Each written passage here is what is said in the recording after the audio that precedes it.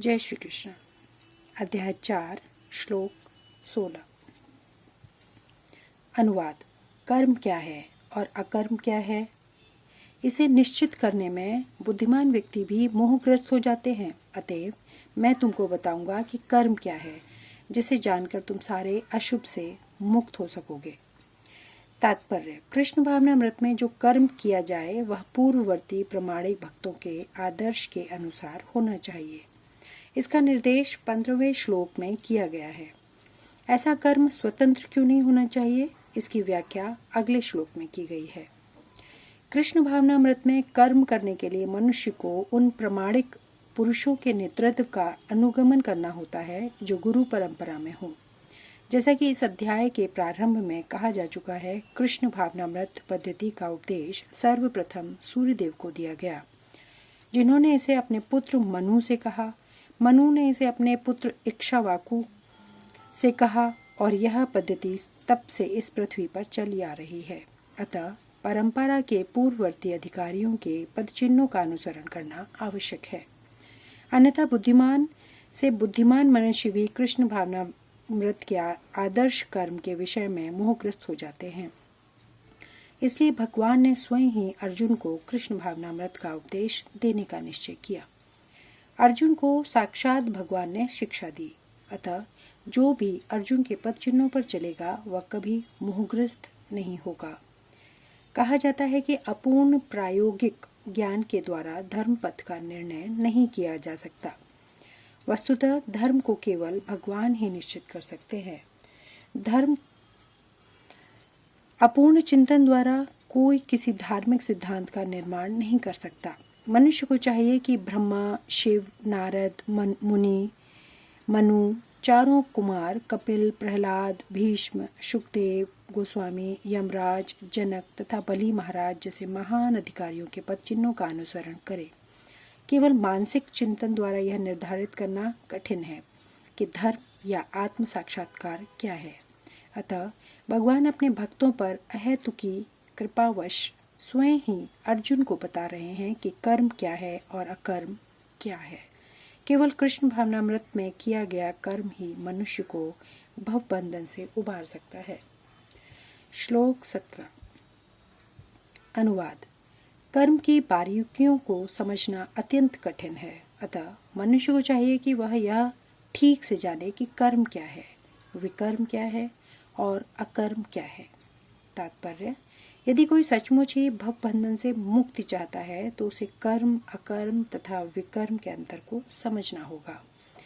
कर्म, अकर्म तथा विकर्म के विश्लेषण की आवश्यकता है, क्योंकि यह अत्यंत गहन विषय है।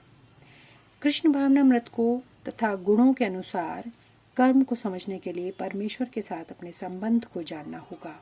दूसरे शब्दों में, जिसने यह भलीभांति समझ लिया कि वह जानता है कि जीवात्मा भगवान का नित्य दास है और फल स्वरूप उसे कृष्ण भावनामृत में कार्य करना है। संपूर्ण भगवत गीता का यही लक्ष्य है। इस भावनामृत के विरुद्ध सारे निष्कर्ष एवं परिणाम विकर्म या निषिद्ध कर्म हैं।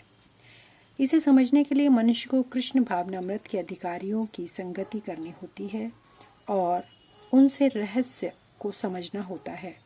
यह साक्षात भगवान से समझने के समान है, अन्यथा बुद्धिमान से बुद्धिमान मनुष्य भी मोहग्रस्त हो जाएगा।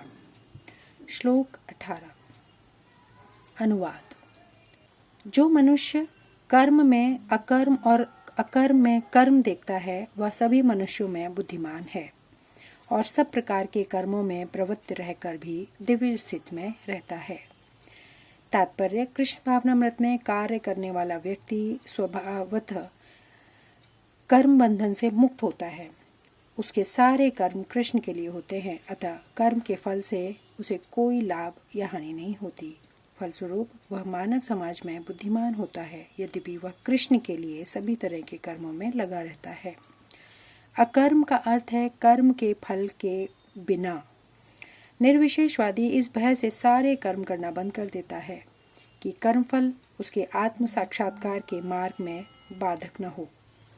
किंतु सगुणवादी अपनी इस स्थिति से भली भांति परिचित रहता है। वह भगवान का नित्य दास है, अतः अपने आप को कृष्ण भावनामृत के कार्यों में तत्पर रखता है। चूंकि सारे कर्म कृष्ण के लिए किए जाते हैं, अतः इस सेवा के करने में उसे दिव्य सुख प्राप्त होता है। जो इस विधि में लगे रहते हैं वे व्यक्तिगत इंद्रिय तृप्ति की इच्छा से रहित होते हैं। कृष्ण के प्रति उसका नित्य दास्य भाव उसे सभी प्रकार के कर्म फल से मुक्त करता है। श्लोक 19। अनुवाद। जिस व्यक्ति का प्रत्येक प्रयास इंद्र तृप्ति की कामना से रहित होता है उसे पूर्ण ज्ञानी कहा समझा जाता है।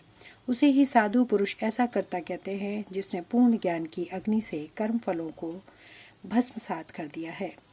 तात्पर्य, केवल पूर्ण ज्ञानी ही कृष्ण भावना भावित व्यक्ति के कार्यकलापों को समझ सकता है। ऐसे व्यक्ति में इंद्र तृप्ति की प्रवृत्ति का अभाव रहता है। इससे यह समझ आता है कि भगवान के नित्य दास के रूप में उसे अपने स्वाभाविक स्वरूप का पूर्ण ज्ञान है, जिसके द्वारा उसने अपने कर्म फलों को भस्म कर दिया है। जिसने ऐसा पूर्ण ज्ञान प्राप्त कर लिया है वह सचमुच विद्वान है। भगवान के नित्य दासता के इस ज्ञान के विकास की तुलना अग्नि से की गई है। ऐसी अग्नि एक बार प्रज्वलित हो जाने पर कर्म के सारे फलों को भस्म कर सकती है। श्लोक 20। अनुवाद। अपने कर्मफलों की सारी आसक्ति को त्याग कर सदैव संतुष्ट तथा स्वतंत्र रहकर वह सभी प्रकार के कार्यों में व्यस्त रहकर भी कोई सकाम कर्म नहीं करता।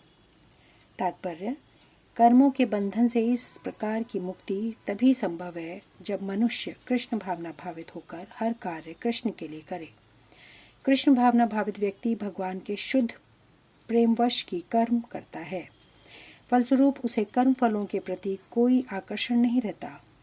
यहाँ तक कि उसे अपने शरीर निर्वाह के प्रति भी कोई आकर्षण नहीं रहता, क्योंकि वह पूर्णतः कृष्ण पर आश्रित रहता है।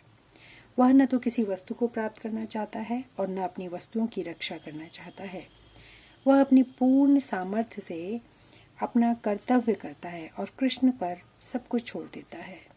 ऐसा अनासक्त व्यक्ति शुभ अशुभ कर्म फलों से मुक्त रहता है, मानो वह कुछ भी नहीं कर रहा हो। यह अकर्म अर्थात निष्काम कर्म का लक्षण है। अतः कृष्ण भावना मृत से रहित कोई भी कार्य करता पर बंधन स्वरूप होता है और विकर्म का यही असली रूप है, जैसा कि पहले बताया जा चुका है।